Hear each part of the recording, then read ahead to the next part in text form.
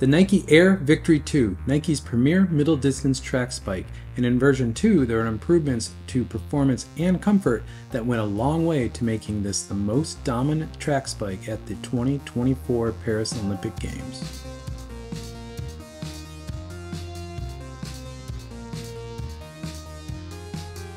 A little disclaimer. Now, I'm a road runner, and there's probably two groups that clicked on this video. The first are other road runners, because that's primarily what I cover on this channel, road running and racing shoes.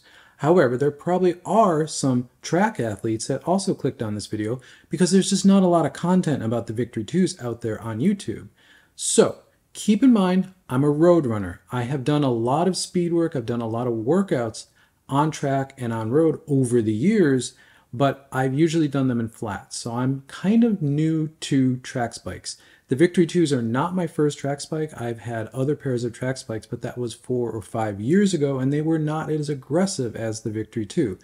So I will be talking about this shoe via the lens of a road runner that's kind of transitioning into doing middle distance track work, at least as foundational speed work for road racing, which is something I will get back to in the coming years. And for all my road runners out there, let's quickly go over Nike's track spike program. They have 3 primary spikes. The first is the MaxFly 2. That is Nike's sprint spike. That's what's used in the 100, the 400, the 110 hurdles, all of the true speed sprint events. Then there's the Victory 2. That's the spike for the 800 and the 1500, what's called middle distance running. And then there's the Dragonfly 2, which is Nike's distance spike. That's the 5,000 and the 10,000 meter on the track. Also with the Dragonfly, there are 2 other Dragonflies. There's the Dragonfly 2 Elite, which is a slightly more aggressive, stripped down, slightly lighter weight Dragonfly 2. But the big difference there is that it has a carbon fiber plate as opposed to the PBEX plate that's in the Dragonfly 2.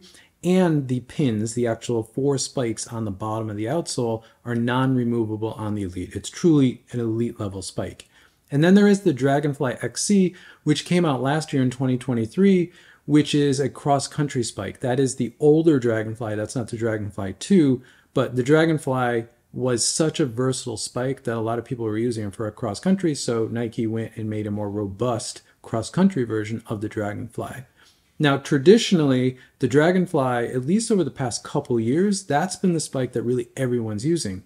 But we saw a big shift at this year's Paris Olympic Games where the Victory 2 now is becoming sort of the spike that can do a lot of things. It was the most winning spike at the Olympics. It won 13 medals. The next spike was the MaxFly 2, which won 12. So Nike spikes did very well at the Olympic Games. But the Victory 2, while that is built for the 800 and the 1500, it also competed and won in the 5,000, the 10,000. It did really well, and it's turning out to be probably this generation of Nike spikes the most versatile spike, maybe more so than the Dragonfly 2. And with all that out of the way, let's get into the specs of this spike. Now, this is where spikes differ from road shoes. There's no real concept of stack height or drop in track spikes, because traditionally track spikes have not really had midsoles, so you never really needed to worry about that. And if you look at where you're meant to be running in a track spike up on the forefoot, the idea of a drop also doesn't really matter. Now, when we're talking about the midsole of the spike, because that's the world we're in now, super spikes have midsoles, the one important number to know is this midsole is under the 20 mil stack height limit for World Athletics. And that's a revised rule set that came out post the Olympic Games. So the original stack height for this could have been 25 mil, but now spikes have to be under 20 mil. And that's usually measured about here, so this shoe definitely conforms to under the 20 mil, so this is a legal track spike to run in. The other number that spikes actually really care about are the number of pins, or the actual number of spikes in the spike plate of the shoe. Nike has moved to mostly a 4-pin spike plate, at least on the Victory 2 and the Dragonfly 2. The MaxFly still has more. And the weight of this shoe overall is 136 grams or 4.79 ounces. That's reported by Nike, which makes this shoe, this spike, extremely lightweight, especially when you're coming from road shoes and super shoes even. This is extremely lightweight. And as you see in my pair, left and right, they're around the 136 gram limit. They're a little bit higher. I weighed it with the pins, with the spikes actually in, because they're removable spikes. So maybe that makes a difference, but still, this is an insanely lightweight shoe to have on your foot. And that's how a track spike should be. Starting with the upper on this shoe, this has an Atom Knit upper. Now Nike hasn't reported that this is Atom Knit 3.0, but I actually think it's the same Atom Knit 3.0 that you find on the Alphafly because it feels the same softness, at least the yarn, though it is a very different weave than you find on the Alphafly 3. And that matters on a track spike because you don't wear socks with track spikes. Track spikes are meant to fit sock-like or slipper-like. They're meant to fit very close to the foot. And while softness of the upper is important because again, you're not wearing socks, it also needs to contain the foot. And this upper does a very good job of that because it's got banding that you see going into the eyelet chain, which give more robustness in the midfoot. There are some overlays that also give additional robustness to this upper. There's a toe bumper that keeps the material off the toe, and the heel is more built up. Now moving to the heel, there is this cutout back here, and there really is no Achilles counter in this shoe. This is a very soft, flexible shoe. There's also no padding back here in the Achilles flare. There is padding around the ankle collar, but it stops around the Achilles. This cutout here was originally here to save weight, but I'm going to say because you're wearing the shoe with no socks, this acts like a bit of a suction cup to the heel. Now when you first get the spike on your foot, this feels a little strange, feels like it's going to be a problem, but once you start running and your feet are used to it, it's actually no problem. And as I said, it's like a suction cup. It keeps this heel locked onto your foot, and it does an amazing job. This shoe just feels very natural, feels very glove-like in its fit, which is exactly what you want in a track spike. The tongue in this shoe is very Vaporfly-esque, meaning it takes a bit to get in the right spot, moves around. It's non-gusseted, it's very lightweight. It's a track spike. There's not a lot here in the upper, but once you do, and if you're used to running in a Vaporfly, you know how to deal with the tongue. Once you get it in there, once you get the laces locked down, the lockdown in this shoe, the comfort of this shoe is actually very, very good. As far as fit, this is a US men's size 9, so I went true to size. Now again, a track spike should fit like a glove. And if you compare this to a Vaporfly 3, and I think as road runners, we think of this as a very minimal shoe that fits very race-like, very tight to the foot. You can see the size difference between these two shoes. This is much more minimal, but these are the same size. Now, again, I think we think our super shoes are race fits, and they are, but a track spike should fit even better than a race fit. It should fit like a glove.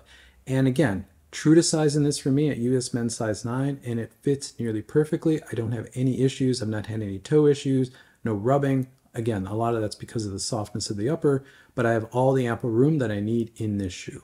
Moving to the midsole of this spike, which again is weird to say because spikes traditionally haven't had midsoles, but they do now. This is a dual Zoom Air unit, and I'll get back to that in a moment, with ZoomX foam. Now the foam in this is the same ZoomX that you find in the Alphafly 3 or the Vaporfly 3, and there's a little section under the toe, and there's a section from the midfoot to the heel.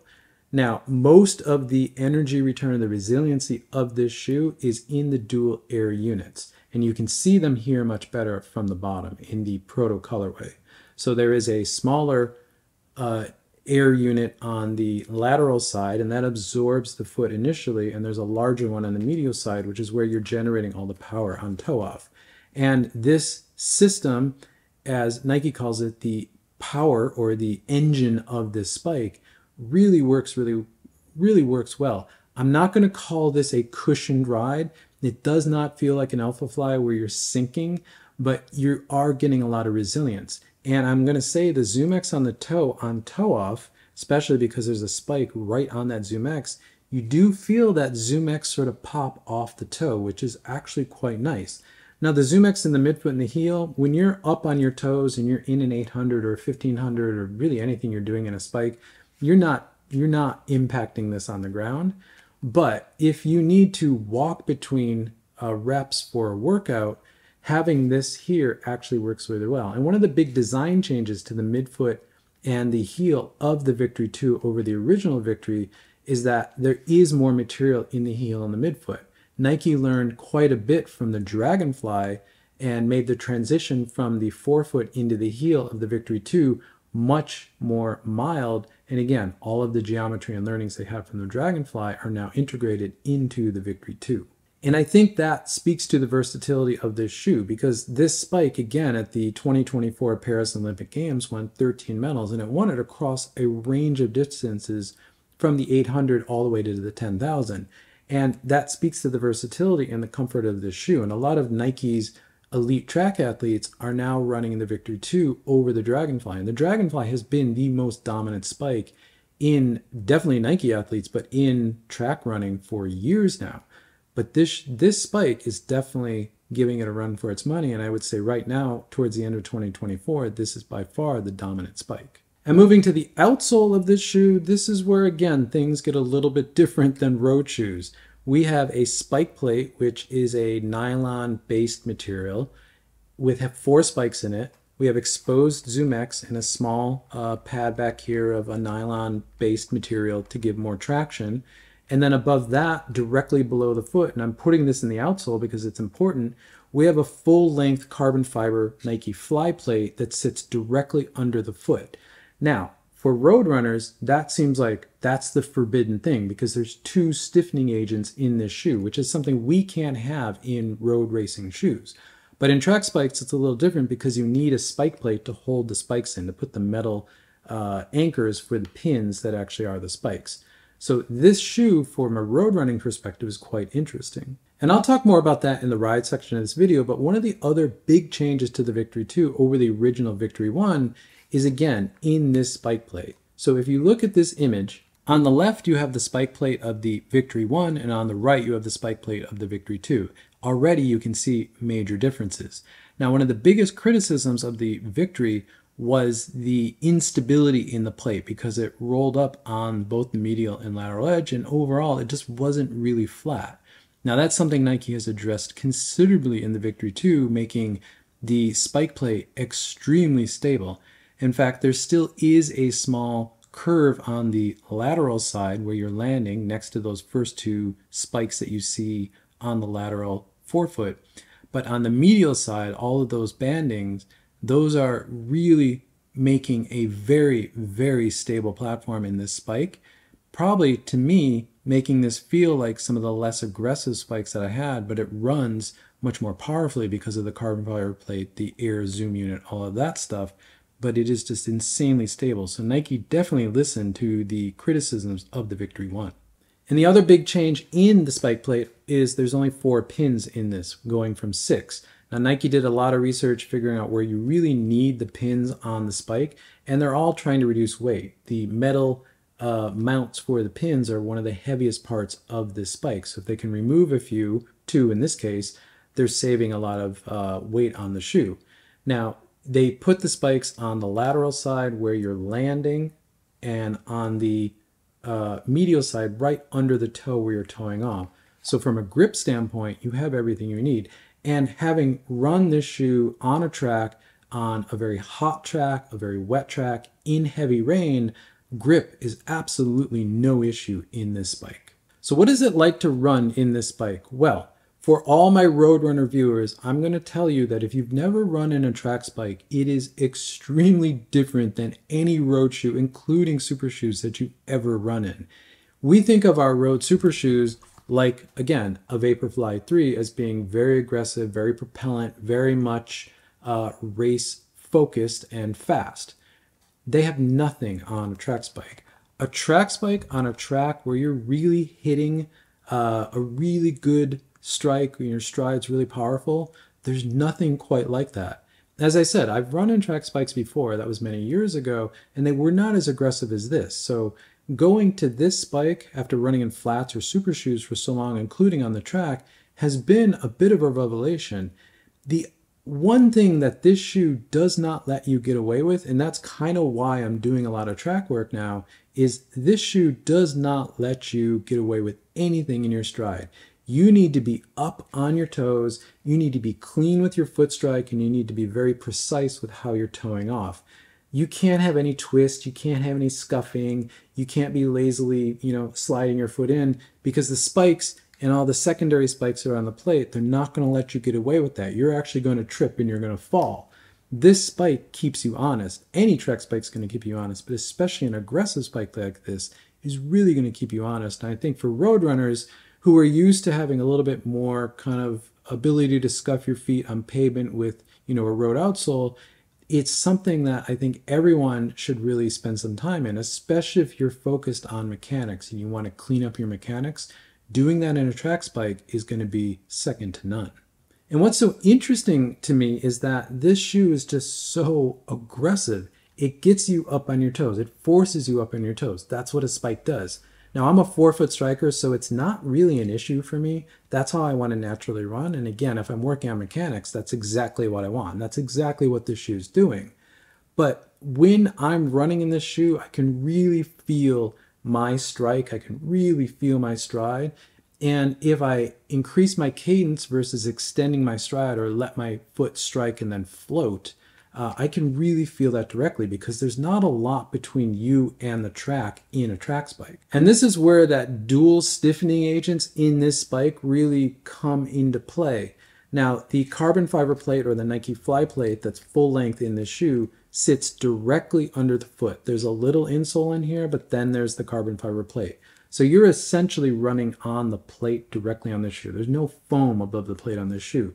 So this shoe is very direct. I'm not going to say it's harsh, it's just very direct. Now, the ZoomX foam that's in the heel and the forefoot plus the Air Zoom unit here really do cushion that, and you really do feel the resiliency of the Air Zoom units, and you especially feel it landing on the smaller one and really toeing off on the larger one. You really feel that resiliency. It's something that's quite unique because, again, the carbon fiber plate, the Fly plate, is directly under your foot.